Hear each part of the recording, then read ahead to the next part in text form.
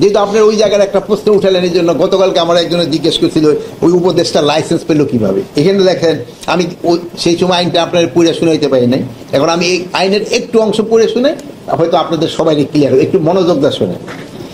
নিম্নে বর্ণিত পদধারী ব্যক্তিবর্গের লাইসেন্স প্রাপ্তির জন্য নির্ধারিত আয়কর পরিশোধের বাধ্যবাধকতা থাকবে না।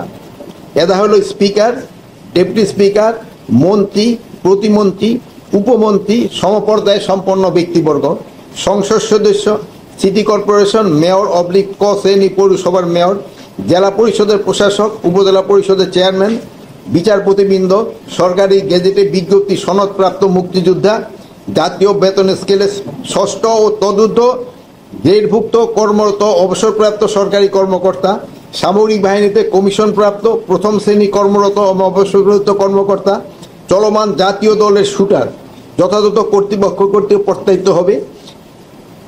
তারপরে শিল্প, সাহিত্য, সাংস্কৃতিক, ক্রিয়া, বিজ্ঞান, গবেষণা ইত্যাদি ক্ষেত্রে জাতীয় পর্যায়ে অবদানের স্বীকৃতিপ্রাপ্ত বা স্বরাষ্ট্র মন্ত্রণালয় কর্তৃক অনুমোদিত কোনো বিশিষ্ট ব্যক্তি।